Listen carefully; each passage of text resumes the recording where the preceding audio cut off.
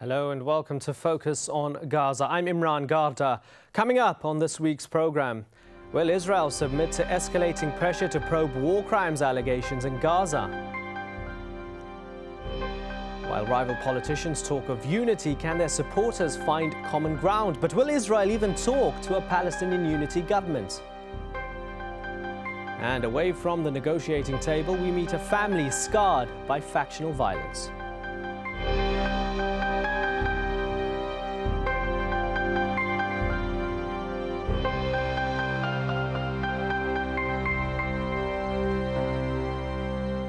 It's been a week of tough talking as leaders of Palestinian factions meeting in Cairo agreed that they need an interim government. But are they really on the road to unity? Meanwhile, Israeli authorities arrested 10 senior Hamas leaders, including former Palestinian Deputy Prime Minister Nasser al-Shar.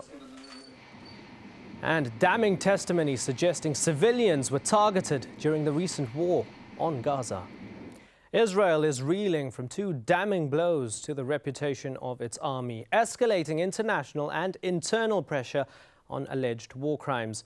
The first is a UN report which brands the recent Israeli war on Gaza as illegal and the operation itself a war crime of the greatest magnitude. The second, perhaps more troubling for the military, are the chilling accounts of a disregard for civilian safety from its own soldiers involved in the operation, published this week in a leading Israeli newspaper. Now, a military official has joined human rights groups in calling on the government for a thorough investigation. Al Jazeera spoke to one of the groups, breaking the silence, which has itself collected testimony from soldiers involved in the war on Gaza. The stories that are coming out in Haaretz are soldiers who are doing things on their own and weren't ordered. Rotten apples is usually the phrase which is being thrown around. But we found that this is very much policy. And again, without getting into too much details, we're talking about very relaxed rules of engagement, if at all. And a lot of times also destruction of property, even in very late stages of Operation Cast Lead when we're not talking about any threat. What we found is that the soldiers are actually a restraining force. That the orders that they're getting sometimes, or we're getting sometimes, were so aggressive that the soldiers were actually taking a step back and not complying with orders in order to act less aggressively. So yes, we're talking very much on a policy level. That's anywhere from the types of units being used, the type of weaponry being used, the types of rules of engagement, and the discourse, the language which was being used during the incursion. And in a statement on the issue, the Israeli army says it will look into the veracity of allegations and will investigate them if necessary. Israel claimed it was targeting the Palestinian group Hamas in that war, one of more than a dozen different factions on the Palestinian political landscape. But Hamas and Fatah are by far the most popular. Although Hamas won elections in 2006, a power struggle with Fatah has ensued ever since. Our correspondent Hoda Abdel Hamid brought together two students in Gaza separated by factional rivalry.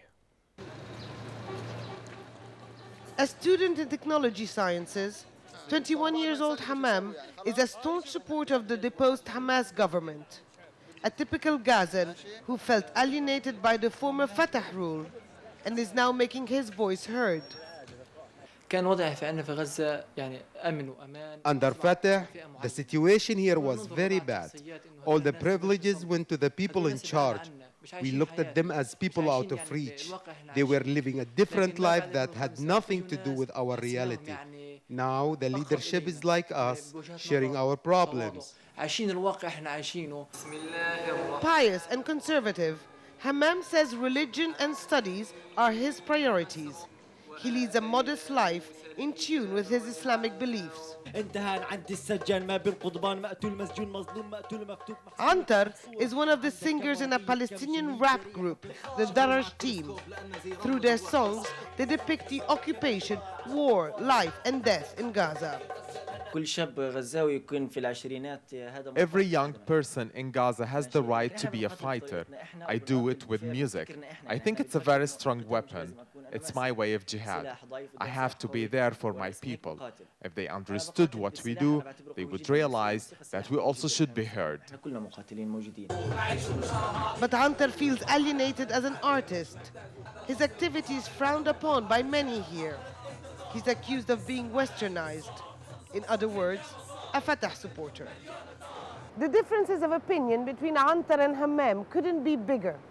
So we brought them together here in a quiet place to exchange viewpoints, listen to each other, and see if they could reach some sort of consensus or at least agree to disagree. We left them to chat alone for a while. They both attend the same university in Gaza, but admit they would have never normally had a reason to talk to each other. The picture we get is that people like him, who dress like that, is that they don't pray, take drugs, and morally corrupted. I was brought up thinking like that. When we look at someone like HAMAM, we think he's very closed-minded, intolerant, and has no interest in social matters. I would never speak to him alone because I would feel in danger. Fighting the Israeli occupation and ways of resisting are issues at the core of the disagreements between them. I don't mind Islamic resistance, but I am against pretending that we have a force that is actually non-existent. It's led to war.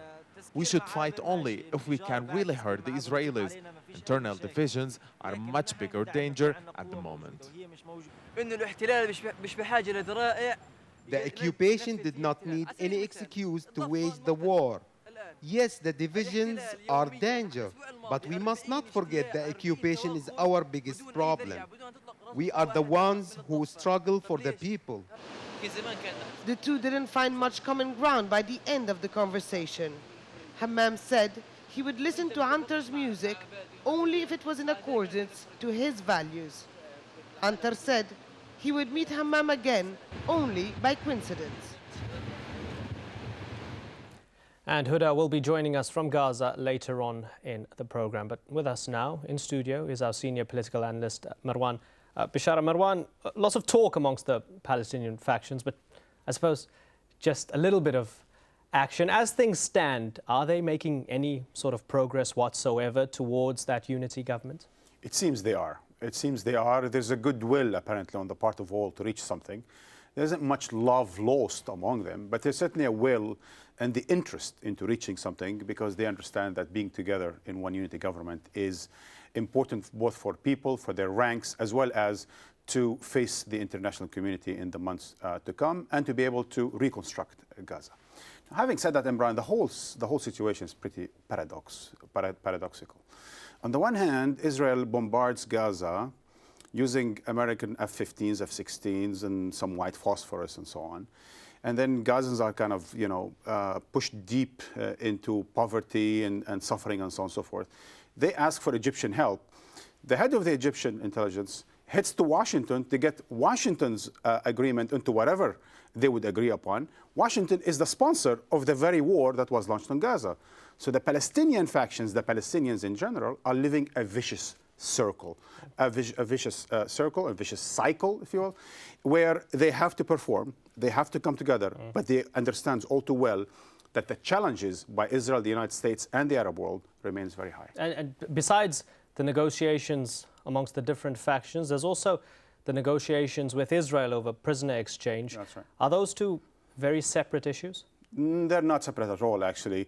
It is well understood that the prisoners' exchange is going to be as big as the war on Gaza was, meaning for Hamas, if the prisoner exchange took place before the war on Gaza, it might have been handled differently than it is today because now Israel will have to pay a price. Now, the price is releasing hundreds of so-called high-ticket prisoners, meaning those who are in there for having blood on their hands, Israeli blood on their hands. Now, if Israel does release the likes of Marwan Barghouti, who could eventually become the next Palestinian president, and if they release all the members of Hamas's legislative council members who are the leadership for Hamas on the West Bank, then that will change the entire Palestinian landscape. That is not easy for Fatah and President Mahmoud Abbas to swallow for the time being. It will certainly strengthen Hamas in the ongoing dialogue in Egypt. And hence, I think we're going to see that the two processes are going to work in tandem, and eventually either they will both work together or they won't work at all. Finally, and very briefly, is the onus then on the international community and Israel to recognize any Palestinian government, however it is reached? Yes, when we say international community, of course, it's a big word. What we know for sure is that it will have to be recognized first and foremost by the Arab League Summit here in Doha at the end of the month. That will give it a bit of a push. And then it will have to be supported by Western Europe and third world countries in general, by the United Nations. And ultimately, it will have to be recognized by the United States and its partners in order for some serious opening of crossings will take place. And the Gazans would live perhaps under occupation, but a bit more of humane occupation than they have in the past. Marwan, always fascinating to have your insight. Thanks for that. Thank you. Well, after the break, we'll be talking to Israel's former ambassador to the UN about whether his government will ever talk to Hamas. And we'll meet a family united in grief despite their differing political allegiances.